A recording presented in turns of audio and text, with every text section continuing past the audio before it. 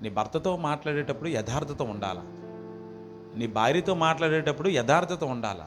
మనసులో ఒకటి పెట్టుకొని నీ భార్యతో మరొక మాట మాట్లాడకూడదు. మనసులో ఇంకొకటి పెట్టుకొని నీ భర్తతో వేరొక మాట పెట్టుకోకూడదు. దేవుడు ఏమంటాడంటే దాపరకము లేని జీవితము నువ్వు గడపాల.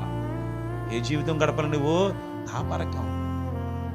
యథార్థత కోల్పోతే మనిషి బ్రతుకు చాలా భయంకరంగా ఉంటుంది. యథార్థతగా కలిగిన వారంటే దేవునికి చాలా ఇష్టం. యథార్థంగా చెప్పు,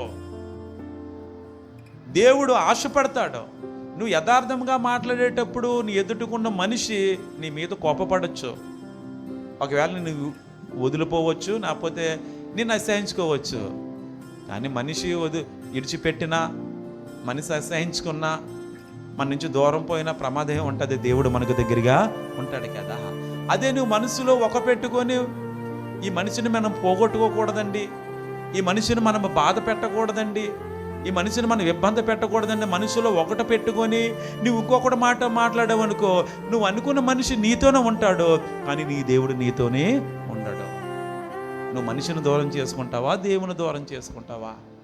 దేవుడు అంటాడు, మనుషులు దూరమైనా పర్వాలేదు, నేను ఎప్పుడు నీతోనే ఉండాలని ఆశపడ్డా.